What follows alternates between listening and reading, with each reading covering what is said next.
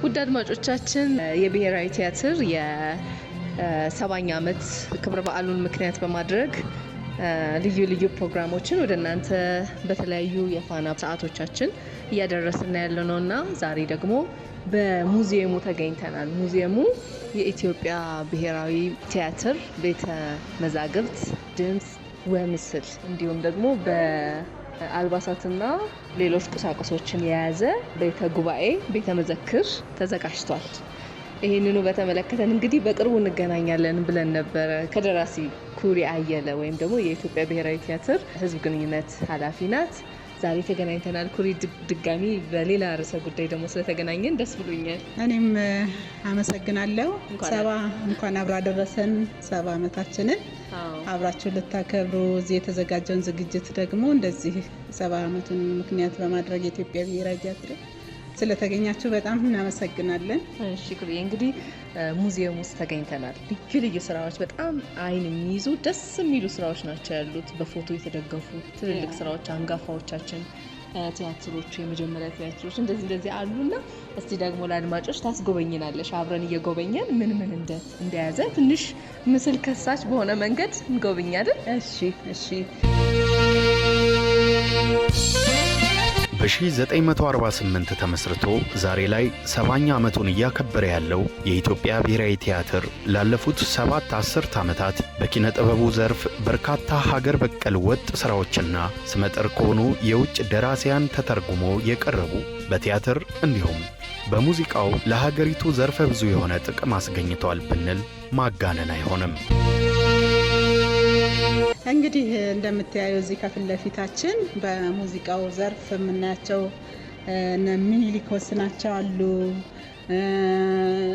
ዶክተር ጥላሁን ገሰሰ፣ እነ መራዊ ስጦት፣ እነ ከተማ መኮንን፣ ባህታ ገብረ ሕይወት፣ ግርማ ነጋሽ የማይረሱ ለኢትዮጵያ ብሔራዊ ቲያትር ኪነ ጥበብ ስራዎች መሰረት የሆኑ ሰዎች ናቸው። እነዚህ አንጋፋዎቻችን ናቸው። እነዚህ እንግዲህ በትልቁ የምታያቸው በሙዚቃው ዘርፍ ትልቅ አበርክቶ ያደረጉ ህይወታቸውን፣ እውቀታቸውን፣ ኑሯቸውን የሰጡን ለዛሬው ኪነ ጥበብ ጉዞ የተለኮሱልን ናቸው ማለት ይቻላል።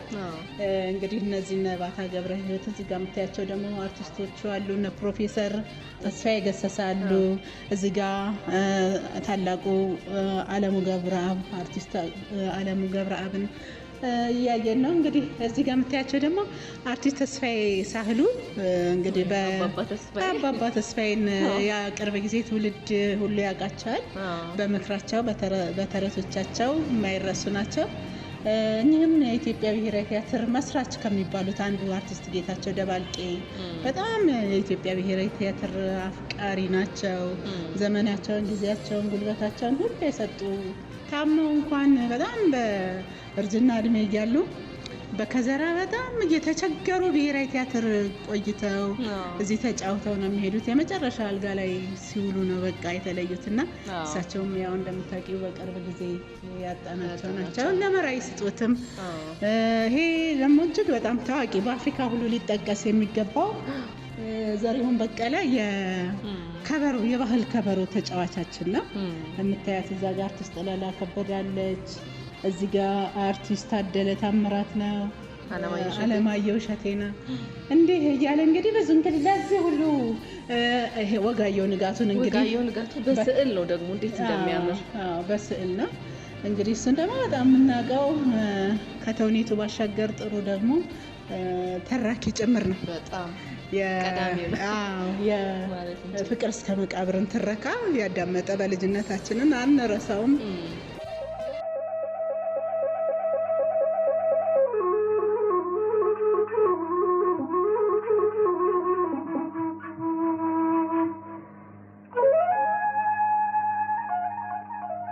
ፍቅር እስከ መቃብር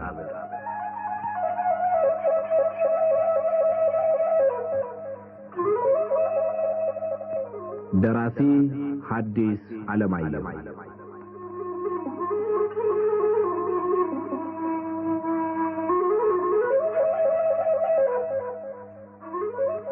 ተራኪ ወጋየሁ ንጋቱ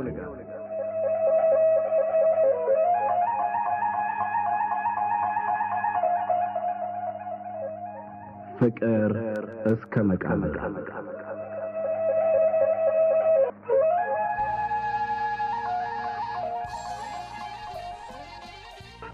እነዚህ ቅርብ ጊዜ ናቸው። በዚህ ሁሉ ውስጥ ግን ልናመሰግናቸው የሚገባ ዋናው ሰው ቀዳማዊ ኃይለ ሥላሴ ናቸው።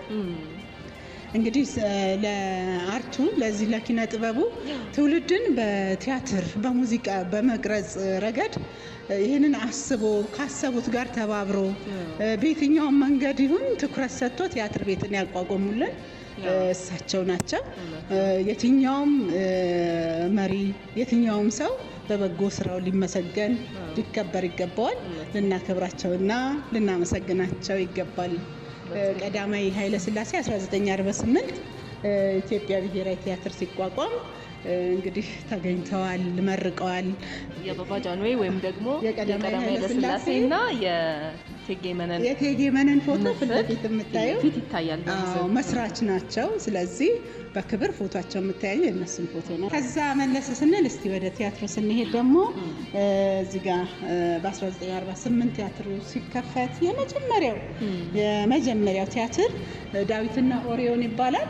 እንግዲህ በዳዊትና ኦሪዮን ላይ ከተጫወቱልን አንዷ ሴት ተዋናይት አስናቀች ወርቁ ናት። አስናቀች ወርቁን ያው እዛ ጋር በትልቁም ፎቶዋን የምታዩ ነው። አስናቀች ወርቁና ትእዛዙ ኃይሉ ሁለቱ ናቸው። እንግዲህ ይሄንን ዳዊትና ኦሪዮንን በ1948 ብሔራዊ ቲያትር ሲከፈት የመጀመሪያውን ስራ ያቀረቡልን። አዘጋጁ ደግሞ ደራሲው ቢትወደድ መኮንን እንዳልካቸው ናቸው። መኮንን እንዳልካቸው ማለት እንግዲህ ከጸሐፌ ትእዛዝ አክሊሉ ሀብተወልድ በኋላ የመጡ የመዘጋጃ እውነት ነው፣ ልክ ነው። ፍራንሲስ ዘልቤክር ያው የምናውቃቸው ናቸው። ዝግጅት ሙዚቃውንም ብዙ የሚሰሩልን ሰው ናቸው። ተዋናይ ትእዛዙ ኃይሉ እንግዲህ እና አስናቀች ወርቁ በዘመኑ እንግዲህ ሴቶችን በጣም የምታደንቂበት 1948 ላይ ሴቶች ምን ያህል መድረክ ላይ መውጣት እጅግ በጣም አሳፋሪ የሚባልበት የማይደፈርበትን ዘመን ደፍረው በመድረክ ላይ ተገኝተው የሆነ ጥቁር መጋረጃ ጥሰው የመጡ ናቸው። ምክንያቱም በዛ ዘመን ላይ ማህበረሰባችን በተለይ እሷ በሙዚቃም ትታወቃለች። ሙዚቃ ይዛ ቲያትር ይዛ መድረክ ላይ መታየት ትልቅ ተጋድሎ ነው። እዛ ላይ ሆነው ይሄንን ዘመን የለኮሱልን ማለት ይቻላል። ዛሬ ላይ የምታዩ ታላላቅ የኪነ ጥበብ ሰዎች ወጣቶችን ያገኘ ነው። እነሱ በረበረቡልን መሰረት ነው ማለት ነው። በጣም ነው ደግሞ አስናቀች ወርቁ በውበቷም ቁመናዋን ትታወቃለች። እንዴት ምስሉን ሲታይ በጊዜው የነበረውን የተውኔት ሂደት በደንብ ያሳያል ይመስላል። እውነት ነው። በጣም ነው የሚያምረው። በዛ ጊዜ ግን በጣም እንትንም ይመረጣል። ይሄ ተክለ አቋም ለመድረክ ይሆናል የሚባለው አቋቋሙ መልኩ ምኑ ይመረጣል ይባላል እና እሱን በከፍተኛ ደረጃ ያሟላች ተክለ አቋም ብቻ ሳይሆን ተክለ ውስጧንም ሁሉ ያሟላች ነች። የሚገርመው ግን አስናቀች ወርቁ ኢንተርቪውን ስትሰጥ ታስታውሺ እንደሆነ ኩርዬ አይናፋር ነኝ ብላለች። የመድረክ ሰው አይደለሁም ይመስላል። አሁን እንዲስታይ አትመስልም። ሌላው እንግዲህ እዚህ ጋር በዛው ዓመተ ምህረት የሚገርምሽ ነገር እዚህ ጋር የምታየው ስነ ስቅለትን በ1948 ነው። ይሄ ነጋሽ ዘለቀ ነው። ይሄ ፎቶ ፍጹም የምናውቀውን የክርስቶስን ፎቶ ነው የሚመስለው። የሚገርም ነው። እንግዲህ ፎቶ ነው የመሰለኝ ማለት ከቅዱሳን ምስል አንዱ መስሎ ነው የሚታየው። የሱ ፎቶ ነው፣ የራሱ ፎቶ ነው። ይሄ ስነ ስቅለት ላይ ዝግጅት ፍራንሲስ ዘልቤክር ናቸው። ትርጉም አምባሳደር ዳዊት አብዱ፣ ተዋናይ ደግሞ ነጋሽ ዘለቀ እንደምታየው ነው። የሚገርምሽ ሲነግሩን ሜካፕ አርቲስቶቹም የሚደነቁ ናቸው። የሚገርም ነው። በቃ ይሄንን እዚህ ጋር ያለውን ሳይንስ ስታዩ እንዴት አድርገው እንደለወጡት እና ራሱን ቁጭ ነው ያደረጉት። የሚገርምሽ ደግሞ ይሄንን ፎቶግራፍ ነጋሽ ዘለቀ ቤቱ ሰቅሎት ነበር ይባላል እና ሲያወሩልን ነው እና ቤቱ ሰቅሎት ከዛ እናታቸው እንዴ በቃ የክርስቶስ የጌታችን የኢየሱስ ክርስቶስ ፎቶ ነው ብለው ተንበርክከው ስሩ ይጸልዩ ነበርና ኧረ እባክሽ እኮ እኔ ነኝ፣ ኧረ እባክሽን እኔ ነኝ እንዴ አንተ ብላ ከክርስቶስ ጋር መወዳደር ጀመር። ከረባክህ ኧረ ተው እንዳትቀሰፍ አይነት ነገር ይሉት ነበር። ያሳስታል። እውነት ነው። እና እዚህ ጋር ያው ነጋሽ ዘለቀ ስነ ስቅለት ላይ እዚህ መሀል ያለ ቲያትር ነበር ማለት ነው። አዎ እና ይኸውልሽ እዚህ ጋር ድርሰት ፍራንሲስ ዘልቬከር፣ ትርጉም አምባሳደር ዳዊት አብዲ፣ ተዋናይ ከግራ ወደ ቀኝ አበበ እሸቱ፣ እዚህ ጋር ነጋሽ ዘለቀ ነው። ታደለ ታምራት ደግሞ እዚህ ጋር ከጎን እንዳሉት ነው እንደ ሆነ የሰሩልን ማለት ነው። ክርስቶስ ሲሰቀል ከግራና ከቀኝ አብረው ወንበዴዎች ነበሩ ይባላል። ያው እሱ ነው እንግዲህ እዚህ ጋር የምታያት አልጋነሽም ትልቅ ስራ የሰራች ነው በኪነ ጥበቡ አሁንም ማትለየናት እና አልጋነሽንም እዚህ ጋር አልጋነሽ እንግዲህ አሁን የብሔራዊ ቲያትር አርማ የሆኑ ናቸው፣ መታወቂያችን ናቸው፣ ክብራችን ጭምር ናቸው። በስራቸው ጎልተው የወጡ ሰዎች ናቸው። እንግዲህ እዚህ ጋር 1975 ላይ የአዛውንቶች ክበብ ቲያትር ነጋሽ ገብረ ማርያም፣ ድርሰቱ ዝግጅቱ ደበበ እሸቱ ነው። ተሐድሶ ደግሞ እንግዲህ የቲያትራችን አጥኚዎች እንዳስቀመጡት ከሆነ ያው በንጉሱ ዘመን የነበረው ወደ ሃይማኖት ያደላል። በደርግ ዘመን የነበረ ደግሞ እንደምታየው አሁን ተሐድሶ ቲያትር እነ ተስፋዬ ገሰሰ የአዛውንቶች ነጋሽ ገብረ ማርያም እንዲህ እንትኑን እየተከተለ የመጣ ጭብጡ የዘመኑን መልክ የሚያሳይ ነው። እዚህ ጋር በቀይ ካባ ስውር ደባ ቲያትር አለ 1971 ላይ ድርሰት ደነቀው አሳዬ ነው። ያዘጋጀው ደግሞ ደበበ እሸቱ ነው። ወደዚህ ስንመጣ እንደምታያቸው እንግዲህ እነዚህ የሙዚቃ ሰዎቻችን ናቸው፣ የማይረሱ ናቸው። እዚህ ጋር የውዝዋዜ አባላት ናቸው። እነዚህ 1958 ላይ የውዝዋዜ አባላት ናቸው። እዝራ ባህላዊ ኦርኬስትራ ቡድን ተብሎ በዚሁ በቀዳማዊ ኃይለ ሥላሴ ቲያትር ቤት ውስጥ ተቋቁመው ሲያገለግሉን የነበሩ ነው። እዚህ ጋር እንደምታዩ ይሄም 1953 ላይ ከግራ ወደ ቀኝ ታጠቅ ገብረ ወልድ ነው። ከዛ ደግሞ የምናያቸው አዳምቃቸው፣ ደርባባ ቡኑ፣ አሰፋ ዘገዬ፣ ይጥና ታደገኝ የምታያቸው ናቸው ማለት ነው። እነዚህ ሙዚቃ ዘርፉ ናቸው። እንደዚህ የምታያቸው ውዝዋዜ እንትኖች የባህላዊ ውዝዋዜ ዘርፍ ያኔ እዝራና ዳዊት ተብሎ ይለዩ ነበረ።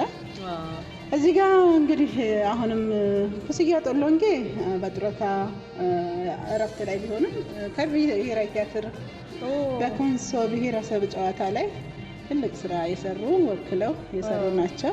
እነዚህ የባህል አልባሳት ለብሰው ሲጫወቱልን ነው ሌሎች የቲያትር ሰዎች። ይሄ የፖሊስ ሲምፎኒ ኦርኬስትራ እና ቀዳማዊ ኃይለ ሥላሴ ቲያትር ኦርኬስትራ በህብረት ሲያቀርቡ ነው። በጣም ደስ የሚል አየሽው፣ ህብረቱ ደስ ሲል የሙዚቃው መሳሪያ ራሱ ጸጋዬ ደባልቄ ነበር ኮንዳክተሩ። ታየው ጸጋዬ ደባልቄ ነው። በጣም የሚያምር ነው። እንደዚህም አንድ ላይ ተቀናይቶም ይቀርብ ነበር ማለት ነው። እዚህ ጋር የምታያቸው አንጋፋዎቻችን እነ ክቡር ዶክተር አርቲስት ማህሙድ አህመድ፣ እዛ ጋር ስዩም ዘውዴ ታምራት፣ እዚህ ጋር ደግሞ ክቡር ዶክተር ጥላሁን ገሰሰን ያው ምኒልክ ናቸው። አየሽ ወጣት ነው፣ ጎልማሳ በነበረ ጊዜ እሱን አይመስልም።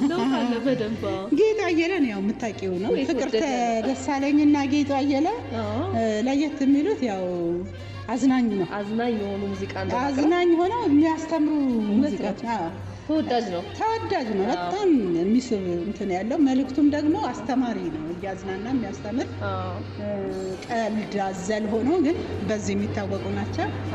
አስኮበለልኳት ያችን ልጅ አስኮበለልኳት ያችን ልጅ አባቷ ከሰው ታሰርኩ እንጂ በሕግ ተይዤ ነች ከፍንጂ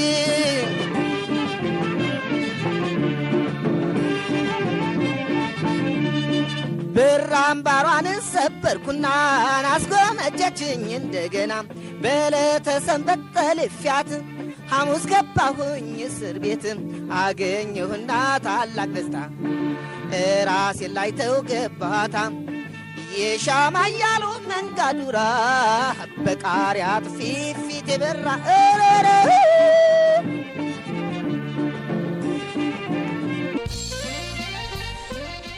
ይሄ የዘመናዊ ዳንስ ቡድን ነው ቀዳማዊ ኃይለ ሥላሴ። እዚህ ጋር ደግሞ እናስናቀች እዚህም ጋር አሉ። የኢትዮጵያ ብሔራዊ ቲያትር የያሬድ ኦርኬስትራ ሙዚቀኞችና ድምፃውያን ናቸው። ከግራ ወደ ቀኝ አሰፋ በቀለ ህንጻታን ያው ታውቂያታለሽ። በሙዚቃው ብዙም ጥሩ ድምጽ አላት፣ ግን በሙዚቃው ብዙም ሳትቆይ ወደ ቲያትሩ በተለይ አሁን በወረደው በባቢሎን በሳሎን እስከ መጨረሻው ባቢሎን በሳሎን ላይ እናውቃታለን። ሌሎች ስራዎችም ያሏት ናት። ታደሰ ጌጡ አየለ፣ መልካሙ ተበጀ፣ ጠለላ ከበደ፣ መኮንን በቀለ፣ ፍቅር ተደሳለኝ እቺ ከጀርባ ደግሞ ታምራት አበበ፣ መርአዊ ስጦታ፣ አሰፋ ባይሳ፣ አበበ ሸቱ፣ ግርማ ደምሴ፣ ወንድሙ ቶላ አሁንም ከኛ ጋር አይጠፋም። ግርማ ደምሴና ካሳወልዴዎች ናቸው። እነዚህ እንግዲህ የምታያቸው እዚህ ጋር የምታያቸው እንግዲህ ቀዳማዊ ኃይለ ሥላሴ ቲያትር ኦርኬስትራና ነርሲስ ናን ባንዲያ ናቸው።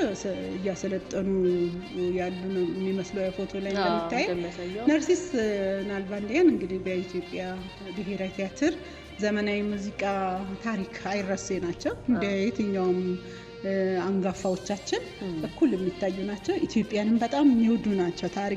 ታሪካቸውን ስታነብ ኢትዮጵያን ራሱ በጣም የሚወዱ፣ በሙዚቃው ዘርፍ ደግሞ በዘመናዊ ሙዚቃ ዘርፍ ትልቅ አበርክቶ ያላቸው ናቸው።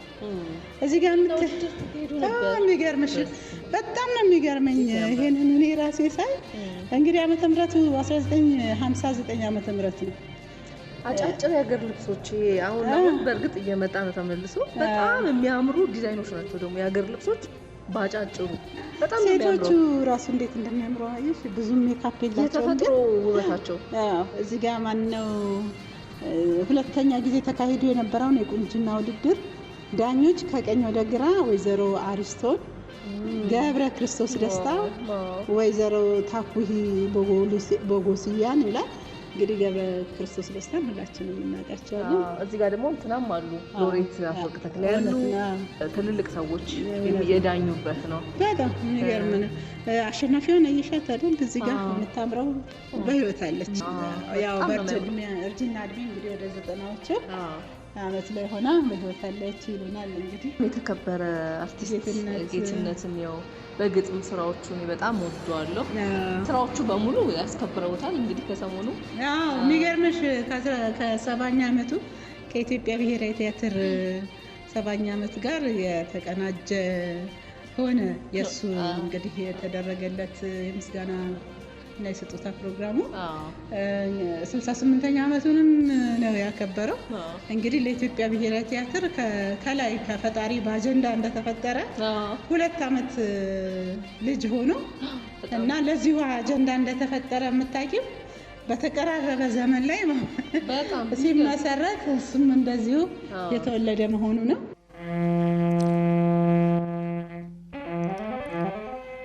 ባዶዬን መጣሁ ስጋዬና ነፍሴ በእኔ አምፀው ድንገት እግዚአብሔር ችሎት ፊት በከፈቱት ሙግት የማውቀውን ሁሉ ቃሌን ለማሰማት እንድቀርብ ታዝዤ በገብርኤል አንደበት አሻፈረኝ ብዬ ቀርቼ ሳለሁት ቁጭ ብዬ ተቤቴ ሳላስበው ድንገት ሚካኤል የቤቴን ጣሪያውን ገንጥሎ ሳጥናኤል መስኮቴን አሽቀንጥሮ ጥሎ በሁለቱ ፈቃድ በሬ ተሰባብሮ በደመና ግረሙቅ እግሬ ተጠፍሮ በ7 ዙር ጉም 2 እጄ ታስሮ በ7ኛው ወር 7ኛ ሌሊት 7ኛው ሰማይ 7ኛ ችሎት እንደ ወንጀለኛ ቀረብኩኝ ተግዜር ፊት። ሚካኤል ቀኝ እጄን ሳጥናኤል ግራውን ክንድና ክንዴ ላይ ጨምደው ይዘውኝ ተዛው ተችሎቱ ሰማይ ላይ ተክለውኝ እንደተማከሩ ሁለቱም ባንድ ቃል እግዚአብሔር ይመስገን ይኸውና ቀርቧል አሉና ለእግዚአብሔር ወደኔ ጠቁመው በማላውቀው ቋንቋ እርስ በርስ አውርተው ሚካኤል ወደ ቀኝ ያኛው ወደ ግራው እኩል 7 እርምጃ ተራምደው ቆሙ በተጠንቀቅ ፊት ለፊት ተፋጠው። እግዚአብሔር በመንበሩ እንደተሰየመ ትግስቱን እያጣ ቁጣው እየጋመ ለ7 ዓመታት ከ7 ደቂቃ አስተዋለኝና ከጎንህ ያሉትን ታውቃቸዋለህ ሆይ አለኝ በእግዚአብሔርኛ። የቶቹን ጌታዬ አልኩት በአማርኛ። ወዲያው በግራዬ ዞሬ ብመለከት ስጋዬን ከጎኔ ተገትሮ አየሁት። ደንግጬ በሆዴ በስመ አብ ልል ብፈልግ ሆዴን ውስጥ ያጣሁት። እንዲህ በእግዚአብሔር ችሎት ማዋረዱ አናዶኝ፣ መለመላ ግንዱን መቆሙ ሰጥጦኝ፣ ስጋዬ ስባቱ ግማቱ አሳፍሮኝ ልርቀው ልሸሸው አላውቀውም ልል ስል እርቃኗን ቆማለች ነፍሴ በቀኝ በኩል። ሽምቅቅ ልላልሁና በነፍሴ እርቃንነት መሸማቀቂያዬን ነፍሴን ከኔ ያጣኋት። በግራ ስጋዬ በስተቀኝ ነፍሴ መሃል እኔ ሆነን ሰባተኛው ሰማይ ሰባተኛ ችሎት የቀረብንበትን ገብርኤል እንዲያስረዳ ጉዳዩን በዝርዝር በችሎቱ ዳኛ ታዘዘ በእግዚአብሔር። ከተቀመጠበት ገብርኤል ተነሳና ከሰማይ የሚበልጥ ሰማያዊ መዝገብ ገልበጥ አረገና አንገቱን አቅንቶ ችሎቱን ቃኘና ያን የሰማይ ዶሴ እያገላበጠ ጉዳዩን በዝርዝር አብራርቶ ገለጠ። ነፍስና ስጋዬ የተቆጡበትን እግዚአብሔር ችሎት ፊት የቀረብንበትን እኔም ሃል ሆኜ የበደልኳቸውን 7 በጋና 7 ሙሉ ክረምት ሰባተኛው ሰማይ ሰባተኛ ችሎት አቀረበ ገብርኤል ዝርዝሩን ራፖርት። የገብርኤል ራፖርት እንደተፈጸመ እግዚአብሔር ባንክሮ እንደተደመመ ራሱን ነቅንቆ እየተገረመ በላ የምትለውን ልስማህ ንገረኛ፣ ታምናለህ አታምንም አለኝ በአማርኛ። ምኑን ነው ጌታዬ አልኩት በእግዚአብሔርኛ። እግዚአብሔር ያለ ወትሮ ከት ብሎ ስቆ በትሩን አኑሮ ካባውን አውልቆ ዘውዱን አስቀምጦ ተገርሞ ተደንቆ ምኔንም አየና ይንከተከት ጀመር ተደሞ እንደገና። 7 በጋና 7 ሙሉ ክረምት ሲነበብ የኖረው ወንጀሌ ባይገባኝ እግዚአብሔርን አሳቀው። ችሎት የታደመው ሁሉም አብሮ ሳቀ። ሚካኤል ደስ አለው፣ ገብርኤል ፈነደቀ፣ ሳጥናኤል ዘለለ፣ ቤልዜቡል ቧረቀ።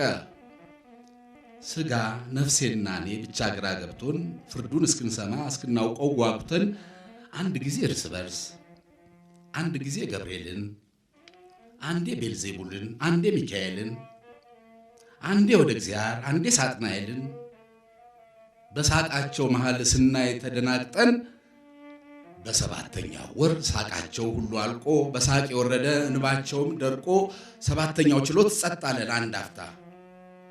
ስጋዬ ውስጥ ያለው ልቤ ልቡ መታ። ነፍሴ ተደበቀች ነፍሴ ውስጥ ገብታ፣ እኔም ውስጥ ዝም አለ የውስጥ የዝምታ። እግዚአብሔር እንደገና ደረበ ካባውን፣ ጨበጠ በትሩን፣ አጠለቀ ዘው ሄደህ ዘላለም ኑር ከመጣህበቱ፣ ስጋህን ሳጥናኤል ይውሰድ ወደ ርስቱ፣ ነፍስህን ሚካኤል ያኑራት ገነቱ ብሎ አሰናበተኝ እግዚአብሔር ከፊቱ።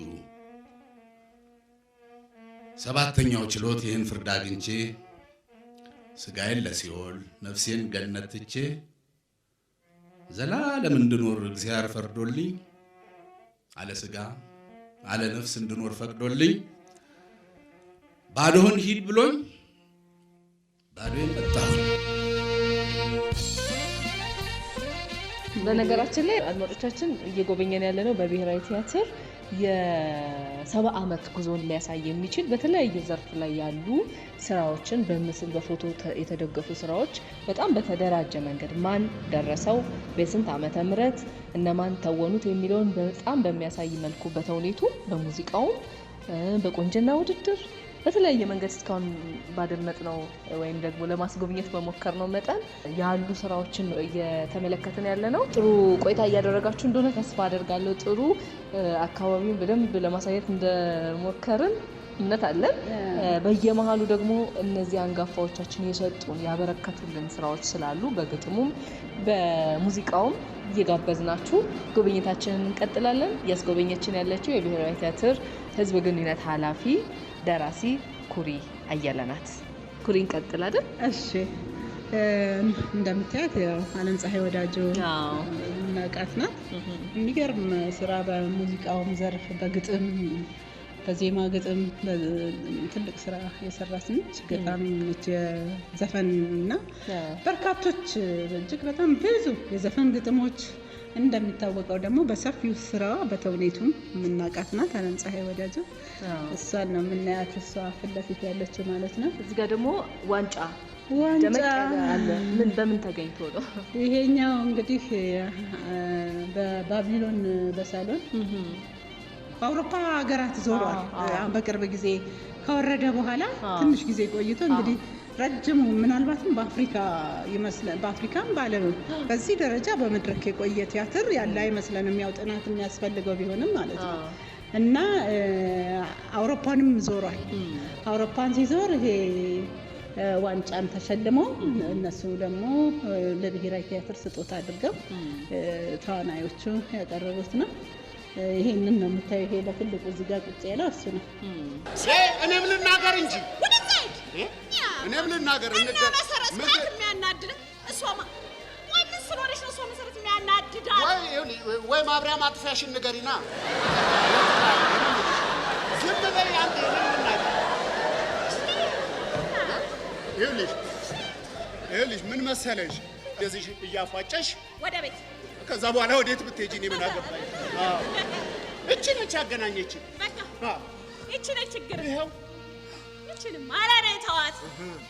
እንኳን ተከፍሎኝ ሰፈሬ በነፃ ትሳደባለሽ።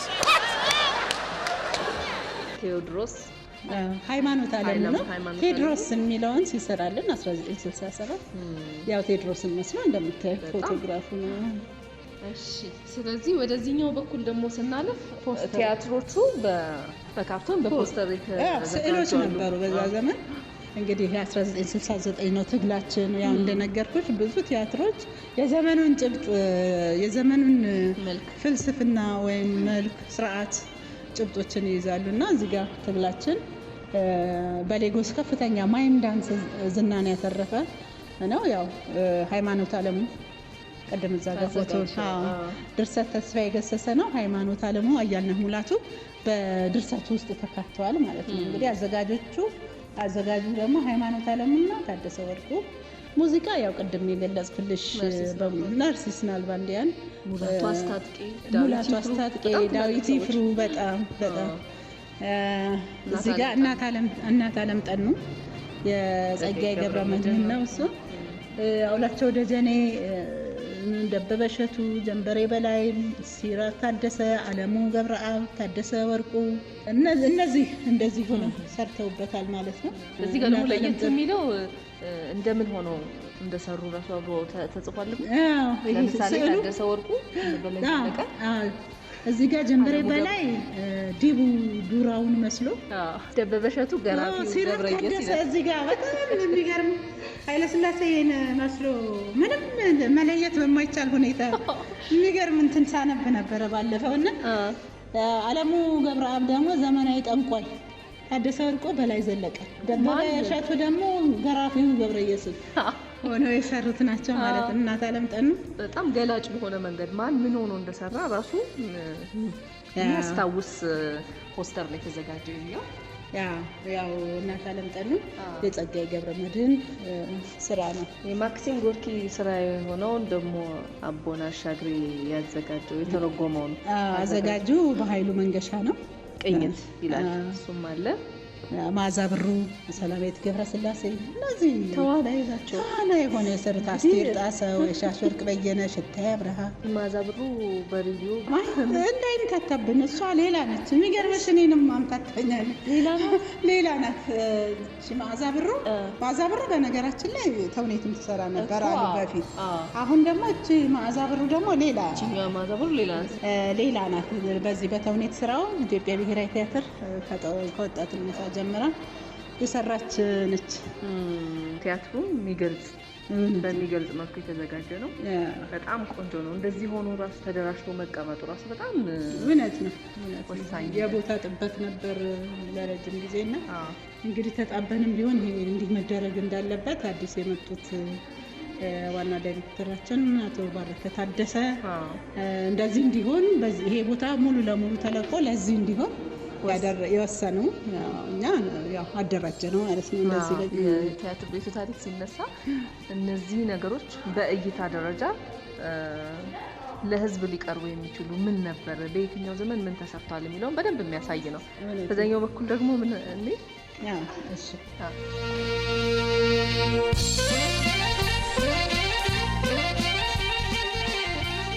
ጎብኚዎች እየመጡ ነው። እዚህ ጋር የምታያቸው እንግዲህ ወደ ዘመናዊ ኦርኬስትራ አባላት 1997 ናቸው። እነዚህ አሁን ያሉ አሉ የቅርብ ጊዜዎች ናቸው። ያሬድ ኦርኬስትራ በነበረበት ዘመን የነበሩ የዘመናዊ ሙዚቃ የምታዩ ሁሉ አሁን የቅርብ ጊዜ 1996 ነው። የኢትዮጵያ ብሔራዊ ቲያትር ዘመናዊ ኦርኬስትራ በ13 ወር ጸጋ ሙዚቃዊ ቲያትር ላይ ሲያቀርብ ነው ይሄን የምታዩ። አንድ ቲያትርም እዚህ ተደራርቦ ቁጭ ብሏል። የ1981 ላይ መላኩ አሻግሬ ተክሌ ደስታ አዘጋጅ እዚህ ሙሉ ዓለም አለች። ክሊዮፓትራ ላይ 1997 ነው። አዱሊስ ትርጉም ነው። የአዱሊስ ዝግጅት ደግሞ ተስፋዬ ገብረ ማርያም የሆኑበት ነው። ወይ በጣም ጥሩ። እዚህ ጋር ደግሞ ቲያትር ህንጸተ ታደሰ ነች። ውበትን ፍለጋ ላይ እና እዚህ ጋር ደግሞ እንደ የክሊዮፓትራ ጋር አለች። እዚህ ጋር እሷ ናት ያልኩ ነበር። እዚህ ጋር ሙሉዓለም ታደሰና ህንጸተ በጣም የሚገርምሽ የመድረክ የስራ ፍቅር። አሁን እሷ አንዴ ኢንተርቪው አድርጊያት ነበርና ለመጽሔት ወንድሟ አርፎ በቃ ቲያትር መዘጋት የለበትም ብላ ቲያትር ሰርታለች። የሚገርም ነው። አየሽ የሙያ ፍቅር ምን ያህልና ክብርም አለ።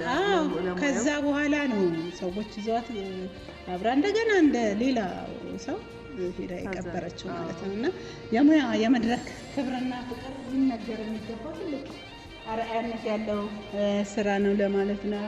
እዚህ ጋር አሉላ አባ ነጋ 1979 ድርሰት ማሞድነህ አባተ መኩሪያ ዝግጅት ደግሞ አባተ መኩሪያ የምታየው ነው።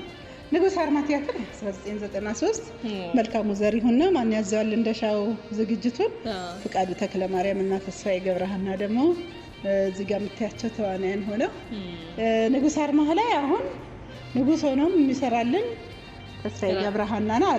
እንደገና በአዲስ መልክ ተሰርቷል በቅርቡ ንጉሥ አርማ ያን ጊዜ የነበረውን አዘጋጁንም ዶክተር ተሻለ ሆኖ እየተሰራ ነው ያለው።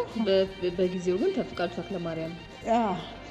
ተክለማርያም ንጉሥ አይደል ተዋናይን ሆኖ ይሰራልን የነበረ እና ተስፋዬ ገብረሃና ይላል። ግን ያኔ እዚህ ጋር ልጅ ሆኖ ነው። ይሄ እንግዲህ ወጣትነት ዘመኑ ነው። ፍቃዱ ተክለማርያም እንደ ንጉሥ ሆኖ ይሰራልን ነበር። ይሄኛው ደግሞ በጣም የሚገርም የባላገር ፍቅር በኢትዮጵያ ቴሌቪዥን የሚተላለፍ ነበር። ይሄ ቲያትር እዚህ ጋር እንግዲህ የባላገር ፍቅር ላይ 1990 ነው። መነሻ ሀሳብ ዊሊያም ሼክስፒር ነው። ሮሚዮ እና ጁሊየት ድርሰት አበባየሁ አስራትና ዳግማዊ ፈይሳ ናቸው። ዝግጅት ደግሞ አበበ አዲስ ነው። እዚህ ጋር ደግሞ የቀዳማዊ ኃይለ ሥላሴ ብቻ ሳይሆን የመንግስቱ ኃይለማርያም የኮሎኔል መንግስቱ ኃይለማርያም ፎቶ አለ። ፎቶ እጅ ስራ መሰለኝ። እጅ ስራ በጣም እንግዲህ ሁለቱን የማትረሽበት ትልቁ ነገር ኪነ ጥበብን ባልመኑበት ዓላማ በደንብ ተጠቅመውበት በደንብ እንግዲህ ኪነት ዘምታለች ትዋጋለች በሚባልበት ዘመን ምን ያህል በቀበሌ ደረጃ ራሱ ብዙዎች የወጡት ለምሳሌ እና ህንጻተን ብታይ ከየት ወጡ ብታይ በደርግ ዘመን በቀበሌ ደረጃ የኪነ ጥበብ እንትኖች ነበሩና ያ ረድቷቸዋል። እነዚህ ባለተሰጥኦዎች ከየአካባቢው እንዲወጡ አድርጓልና በደርግ ዘመን ትልቁ ነገር ኪነ ጥበቡ ተጠቅሞበታል። እዛ ጋር ደግሞ ፎቶዎች በፍሬም የተቀመጡ ይታያሉ። እዚህ ጋር ከ1948 ዓመተ ምህረት ጀምሮ ቲያትር ቤቱን የመሩ ስራ አስኪያጆች በከፊል ነው፣ ሁሉንም አላረግንም። እንደምታያት ከበደ አስፋው፣ ሻለቃ አጥናፉ መኮንን፣ ሎሬት ጸጋዬ ገብረመድህን፣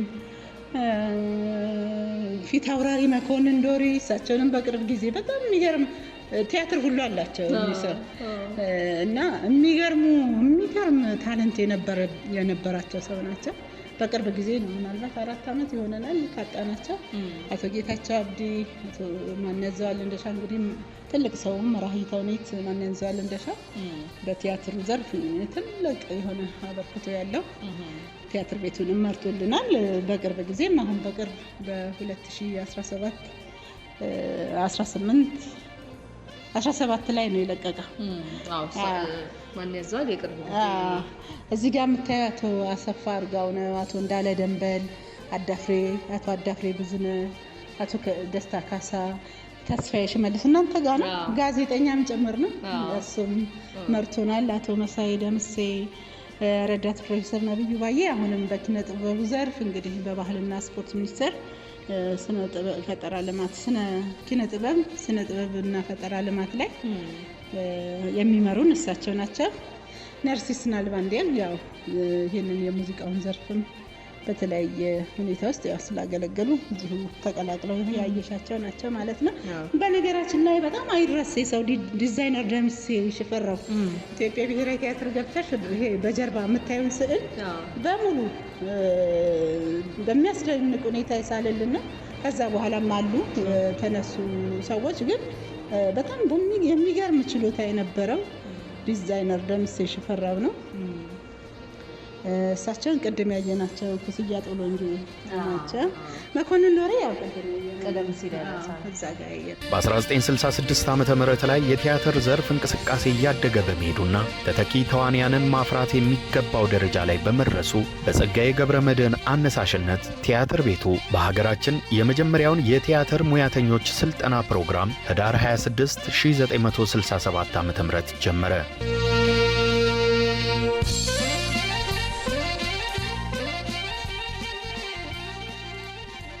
ስለዚህ እስካሁን እንግዲህ በጣም ብዙ ነው። በእርግጥ አለፍ እያለን ነው አድማጮች እያስጎበኘናቸው ያለ ነው። አሁን በምስል የተዘጋጁትን ተመልክተናል። ደግሞ በአልባሳት ደረጃ ደግሞ የተዘጋጀ ሙዚየም አለ። እሱም ደግሞ እንመልከት።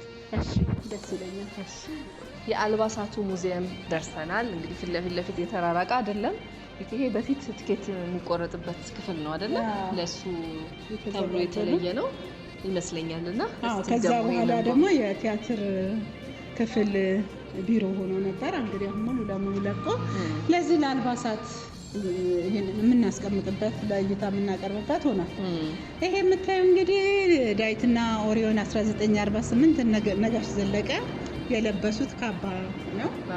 የመጀመሪያ የሰሩበት የመጀመሪያ እና ይሄ ደግሞ ዳዊትና ኦሪዮን ሆኖ ሲሰራ የተጫማው ጫማ ነው ማለት ነው። እነዚህ የምታያቸው ጫማዎች 1948 ላይ የተጫሙት ገጸ ባህሪያት ይሄም የዛው የዳዊትና ኦሪዮን ሃኒባልም በነገራችን ላይ በዛው በ1948 የታየ ቲያትር ነው።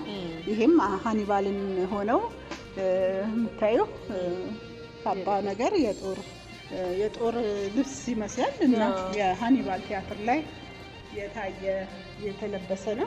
ረጅም ዓመት ነው የቆዩት። 1948 ዓመተ ምህረት የነበሩ ስራ ማለት ለዛ ስራ የነበሩ አልባሳት ናቸው። ኮፍያውንም የምታየው ነው። ይሄ ብረት ቁር እንደዚህ የምታየው እሱ ነው ማለት ነው። ከቆይታው አንፃር እንደውም ደህና ሁኔታ ነው ያለው አልባሳቱ። ይሄ ከእድሜው አንፃር ሃኒባል ቲያትር ወታደር ገጸ ባህሪን ሆኖ የለበሰው ነው። ይሄ ደግሞ ያው እንግዲህ ስነ ስቅለትን አይተን አይደል? ስነ ስቅለት ላይ ሰይጣንም አለ። ሰይጣንን ገጸ ባህሪ ሆኖ ለማሳየት ያው ይሄም 1948 ላይ የተለበሰ እንደ ቀንድ ያለው አይነት የሚመስል ልብስ ነው። ይሄ ቴዎድሮስ ቲያትር 1948። ይሄ ጎንደሬው ገብረ ማርያም 1950 የእሱ ካባ ነው። ያው እንግዲህ እቺ ሴቱና የምትሰራው አልባስ ነው።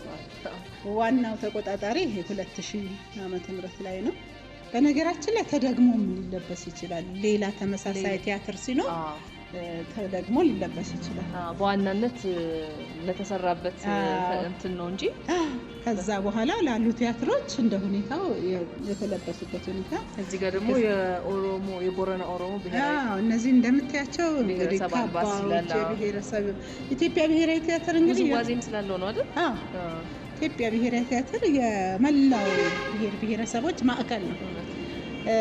የምናጠናውም ደግሞ ትውፊቶች ላይ ትኩረት አድርገን ሙዚቃና ቲያትር ከዛ ውስጥ ነው እንግዲህ ከማህበረሰቡ ከብሔረሰቦች ባህል ውስጥ ነው የሚፈነጠቁትና የሚወጡት ጥናት ተደርጎ ወደ ሙዚቃውም ወደ ቲያትሩም የሚመጡት። ስለዚህ የምታየው የባህል አልባሳት ነው። እዚህ ጋር የክብር ማዕረግ ካባ ይባላል። እንግዲህ ይሄ ከፊት አውራሪነት ወደ ሌላ ይሄ እድገት አለ አይደለ? ደጃዝማች ፊት አውራሪ የሚባል እንደሱ አይነት እድገት ሲኖር እነዚህ አጫጭሮቹ ካባዎች የሚደረጉ ናቸው። እዚህ ጋር ደግሞ ለየት ያለ ነው። የአንበሳ ስዕል ጥልፍ ነው። ይሄ ጥልፍ ነው። ይሄ ደግሞ አዎ የሚገርም እውነት ነው። ይሄ የምታየው የባህላዊ ሙዚቃ መሳሪያዎቻቸው ይሄ ጋሻ ነው። የሲዳማ ባህል ጋሻ ነው። ያ ድቤ ነው። ባህላዊ ሙዚቃ መሳሪያ ነው። ይሄ ከበሮ፣ ይሄ ጋምቤላ ባህል የሚገርም ነው። ይሄ እንትን ነው ይመስለው ሙገጫ ነገር ይመስላል። ርዝመቱም ቁመቱም ግን ድምፁን አየሽው? በጣም ያ የጋምቤላ ባህላዊ የሙዚቃ መሳሪያ ወይም ከበሮ ነው። እነዚህ ድርብ ክራር ናቸው በተለምዶ የምናውቃቸው። እዚህ ጋር የምታዩ የኮንሶ ባህላዊ የሙዚቃ መሳሪያ ነው። እንደዚህ አይነት አለ። የኮንሶ ባህላዊ ጋሻ ነው። እንደ ጋሻ ነው። ቅጠል ነው የሚመስሉት። ቅጠል ይመስላል። እውነትሽ ነው። እነዚህ ክራሮች ድርድር ክራር ይላል። ይሄ ግን ድምፁ በጣም ጉልበት አለው እስካሁን። እነዚህ ደግሞ ቀንዶች ናቸው። የጋምቤላ ቀንድ ነው። በቀንድ የተሰራ ነው። በቀንድ የተሰራ ባህላዊ ሙዚቃ መሳሪያ ነው። የጋምቤላ ሙዚቃ መሳሪያ ነው ማለት ነው።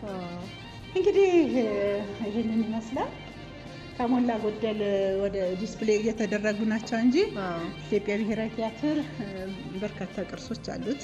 የፎቶም የአልባሳትም ማለት ነው። ያው ሁኔታዎችና ቦታ ደግሞ ሰፋ ሲል በሰፊው የምናቀርበው ይሆናል። እንግዲህ 70ኛ ዓመታችንን ይህንን በማስመልከት 70ኛ ዓመታችንን በማስመልከት ለህዝብ ይፋ አድርገን ቆይተናል ማለት ነው። እነዚህን አሁን የጎበኘሻቸውን ሙዚየም የፎቶም የአልባሳትም እንግዲህ በጣም ሰፊ ነው። ከቆይታውም ከዘመኑም አንጻር በተቻለ መጠን ያሉትን ነገሮች ለማሳየት የሚችል ሙዚየም ነው የተመለከትነው። አንጋፋ የጥበብ ሰዎች የሰሩትን ስራዎች እንደዚህ ሰንዶ ማቆየት በጣም ትልቅ ነገር ነውና ለትውልድ እንዲተላለፍ ትልቅ አስተዋጽኦ አድርጓል። እንግዲህ ብሔራዊ ቲያትር ጎብኚዎች እየመጡ ብዙ ህዝብ በተለይ ክፍት ባረግንባቸው ህዳር 13 እስከ ህዳር 20 በቀን ውስጥ ቢያንስ እስከ 500 ምናምን ሰው እየመጣ ይጎበኙ ነበር። ቲያትር ተመልካችም በጣም ተደስቶ ይሄንን ጎብኝቶ ነው የሚያየው። እንደገና ራሱን ብለው የሚመጣም በጣም ብዙ ህዝብ ነበረ። ተደስተው ነበረ የሄዱት እና ወደ ኋላ ወሰን እና መዝገቡን ዘጋ ብታይ የሰጡት አስተያየት እያዩም የሚያለቅሱ አሉ እዛው ቆሞ ማለት። እዚህ ጋር ደግሞ በርካታ ጎብኚዎች የሰጡትን አስተያየት በመዝገብ ተመዝግቦ ተመልክተናል እና አብዛኞቹ በጣም እንደወደዱትና በመምጣታቸው ደስተኛ እንደሆኑ የተመለከቱት ነገር እንዳስደሰታቸው ጽፈዋል። በጣም በርካታ ጎብኚ ነው የነበረው። እስቲ አንድ እናንብብ። አርቲስቶች ልክ እንደ ቤተሰባችን ናቸው። ምክንያቱም በቴሌቪዥን፣ በመድረክ፣ በማስታወቂያ በየጊዜው ስለምናያቸው ስናጣቸው ልክ ቤተሰባችን እንደተለየን ነው የሚሰማን። ስለዚህ በዚህ መልኩ እንዲታዩ ማድረግ ትዝታችንን ወደ ኋላ ቀስቅሶታል። በጣም ጥሩ ጅማሮ ነው። ነገር ግን የተጨናነቀ መሆኑ ቢስተካከል ዳንኤል ሙላቱ በሚል በፊርማ የተቀመጠ እናገኛለን። ይህ የቲያትር ቤት ሙዚየም በጣም አሪፍ ጅማሮ ነው። ለማየት የሚጋብዝ ነው። ደስ የሚል ትውስታ ነው። ኃይሌ ቸሪ በፊርማ አስተያየቱን አስፍረዋል። ለቲያትር ቤቱ ያለኝ ክብር ከፍተኛ ነው። እናም ሁሌም በማየው ደስተኛ ነኝ። ከነሰራተኞቹ አመሰግናለሁ ይላል። ለዘመናት የተጠራቀመ የታሪክ ማህደር በፎቶና በአልባሳት ተመልክተናል። ብሔራዊ ቲያትርን በእጅጉ እናመሰግናለን። ቀልቤሳ መገርሳ። እንዴት ናችሁ? ጎበኛችኋ? መጀመሪያ ስምህን ሳልተዋወቅ ቀልቢን ያባላል። እንዴት አገኛችሁ? አሪፍ ነው። ደስ ይላል በጣም የድሮ ፕሌዎች ፖስተሮቻቸው አሉ። መድረክ ላይ ፎቶዎች አሉ። የድሮ አክተሮች አሉ። ብዙ ያጣናቸውም ሰዎች አሉ አይደለ? እንታደንቀዋለን። ከዚህ ውስጥ አለ ብዙ አለ ምልህ ከሙዚቀኛ አለ ጠርተን ማንጨርሳቸው ናቸው። በእርግጥ አንጋፋ ናቸው። በጣም የምትወዳቸው ግብዬ ያሉት ነው የበለጠ ቲያትር ላይ ያሉትን አሁን ለምሳሌ ቴዎድሮስ ተስፋዬ የለም። አሁን እየተወነ አይደለም። ውጭ ነው ያለው። ተስፋዬ ገሰሰ ተስፋዬ ገሰሰ መምሬ ነው። ተስፋዬ ገሰሰ መምሬ አዲስ አበባ ዩኒቨርሲቲ መጀመሪያ ዓመት አስተምሯል። በጣም ደስ ይላል። የምር ቆንጆ ነው በጣም በተለይ እንደዚህ የድሮ ፖስተሮች እንዴት ይሰራሉ ምናምን የሚለውን ማየት በጣም ደስ ይላል። አሁን ብርሃኑ ዘሪሁን አለ። ዘጋይ ብርሃኑ ዘሪሁን የጻፈው ቲያትር ተስፋዬ ገሰሰ ያዘጋጁት። ከዚህ ውስጥ አየኸዋለሁ? ከዚህ ውስጥ ያየሁት የለም ያነበብኩት እንጂ እነዚህ ኮድሮና ቶፓዝ ናቸው አሉ። ቶፓዝ ናቸው አለ። አምስት ድጋሚ ተደግመዋል። በርቱ አዘጋጆች በርቱ። ትዕግስት አለማየሁ እባላለሁ። የዚህ ክፍል ሰራተኛ ነኝ። እንዴት ነው ጎብኚዎች እየመጡ ነው? አዎ በጣም ይመጣሉ። ይሄን እያጻፋቸው ነው? አዎ አስተያየት እናጽፋቸዋለን። ብዙ ከነሱ ደግሞ እኛ ብዙን ትምህርት አግኝተናል። የሚሰጡት አስተያየት አዎ። እንዴት አገኙት ግን? እንደው በጥቅሉ ስታየው የጎብኚዎች ስሜት ምን ይመስላል ስታየው? በጣም ደስ ነው የሚለው። ግማሹ የሚያለቅሳለ እያየ ይደሰታሉ። ከእንደገና ደግሞ አስተያየትም አለ። ለምን መሬት ላይ ያደረጋችኋቸው በዘመናዊ መልካት ማድረግ አትችሉም? የእድሜ ክልሉ በብዛት የሚጎበኘው ምን አይነት ነው? ወጣትም ግን በብዛት የሚመጣው በፊት ሲያው የነበሩ አንጋፋ ሰዎች ወጣቱም ያያል። እሺ መልካም የስራ ጊዜ። እሺ አመሰግናለሁ። ይሄ ለጉብኝት ክፍት የሚሆንበት የተወሰነ የገደብ ጊዜ አለው ወይንስ ሁልጊዜም ክፍት ሊሆን ነው የተዘጋጀው? ከዚህ በኋላ ክፍት ነው። ማንኛውም አሁን አድማጮቻችን መጥተው መጎብኘት ከፈለጉ ክፍት ነው ያለው ማለት ነው። የጊዜ ገደብ ያው የስራ ሰዓት ሆኖ ከቅዳሜና እሁድ ውጪ ባሉት የስራ ሰዓቶች ሁሉ መጥተው መጎብኘት ይችላል። ቲያትርም በነጻ ስናቀርብ ነበረ ከቅዳሜ ማለት ህዳር 13 እስከ ህዳር 20። አሁን ደግሞ ያው 200 ብር ነች። እንግዲህ 200 ብር ከቲያትር ልፋትና ድካም አንጻር እንደው ለሻይ ሆነ ብለህ ለአንዱ አርቲስት የሚሰጥም አይደለም። ድፍረት ነው የሚመስለው፣ ግን ቲያትር ከባድ ስራ ነው። በቅርቡ ነው ደግሞ 200 ብር የሚያስገባ ነው። 4 ወር አልሆነውም። 80 ብር ነበር። በጣም ከባድ ስላይደለ ቲያትር ደግሞ ለማህበረሰብ ሆን ብሎ ታስቦበት የሚዘጋጅ ስለሆነ ወላጆች ልጆቻቸውን ወደ ቲያትር ቤት ይዘው ቢመጡ ታዳጊ ለእድሜያቸው ተመጣጣኙን የቱ ነው ብለው አይተው ከዛ በኋላ እየመጡ ቢያዩ ቲያትር ጥሩ ነው። ምክንያቱም ታስቦበት ነው የሚዘጋጀው ቲያትር። ትምህርት ቤቶች እንደዚሁ ልጆቻቸውን ተማሪዎቻቸውን ይዘው የሚመጡበት ለማበረታታት፣ እንደገና ደግሞ አንዳንዴ እንደ ሀገር እንደ ባህል ከቲያትር ተማሪዎቻችን ምን ትምህርት ያገኙ የሚለውንም እሱንም ቲያትሩ ላይ ትኩረት አድርገው መጀመሪያ የራሳቸው በቲያትሩ ላይ የራሳቸውን እይታ ወስደው ይሄ ለትምህርት ቤቴ ለተማሪ የሚለውን የማሳየት ባህሪ የማሳየት ልማድ ቢያዳብሩ የማሳየት ቲያትር የማየትም የማሳየትም ባህል ቢዳብር የሚል መልእክት አለኝ። ወላጆች ኃላፊነቱን ሊወስዱ ይገባል። ትምህርት ቤቶች ማስለመድ አለባቸው። ልጆቻችን በየቲክቶኩ በየዩቲዩቡ የሚጠቅማቸውንም ማይጠቅማቸውንም የሚያግበሰብሱት። ቲያትር ቤት ግን በዓላማና በአጀንዳ ስለሆነ የሚቀርበው ይሄ ቢለመድ መልካም ነው እላለሁኝ። ያው ዋጋውም እንደነገርኩሽ 200 ብር ነው፣ የሚጎዳ አይደለም። እውነት ነው፣ በጣም ተገቢ ነው። እንግዲህ የብሔራዊ ቲያትር ህዝብ ግንኙነት ኃላፊ ደራሲ ኩሪያ አየለ ጊዜሽን ሰጥተሽ ለአድማጮቻችን ያለውን የሙዚየም ገጽታ ለማሳየት አብረሽን ስለቆየሽ በጣም አመሰግናለሁ። አዘጊው ግን አንድ ላመሰግን የሚገባው ሬዲዮ ፋና ነው የማመሰግነው። በቅርቡ ትብብር ጠይቀን ነበረ። በዚህ በ70 ዓመት ላይም ሆነን እንደ ሳላመሰግን ማለፍ የማልፈልገው ምንድነው ሚኒ ዲቪ የሚባል የተቀረጹ ድምጾች ነበሩን እና እኛ መሳሪያ የለንም። ይሄ ሚኒ ዲቪ እንትን ደግሞ እያለቀ ነው፣ አውት ዴት የሆነ ነው እና ሬዲዮ ፋና መጣንና እባካችሁ ይህ የህዝብ ሀብት ነው እንዳይጠፋብን አውትዴትድ እየሆነ ነው እና ተባበሩን አልናቸው እና ተባብራችሁን ከሚኒ ዲቪ የገለበጣችሁልን ነው እናንተ ጋር ባለ መሳሪያ። ይሄም የዛሬ ሌላ 70 ዓመት ስናከብርም ሊነሳ የሚገባው በጣም ትልቅ ቅንነትና ትብብር ነው።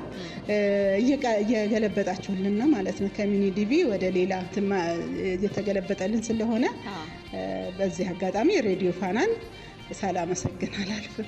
እንግዲህ ፋናም ለህዝብ የሚሰራ ተቋም እስከሆነ ድረስ አብሮ በህብረት መስራቱ ሚዲያና ኪነ ጥበብ አይለያይም። እውነት ነው። ሙዚቃውን እነ ዶክተር ጥላሁን ገሰሰን እነ መሐሙድን ብታይ ከዚህ ወጡ። አሁን የምታያቸው እና አለማየሁ እሸቴ ሌሎችም ሚዲያ አለ ኪነ ጥበብ ሰዎች ስራ አልቆመም እና እናንተም ይሄንን ተረድታችሁ ደግሞ ስለተቀበላችሁንና ሚኒ ዲቪውን በመገልበጥ ስራ ላይ ስለሆናችሁ በእውነት እጅግ አድርጌ አመሰግናለሁ።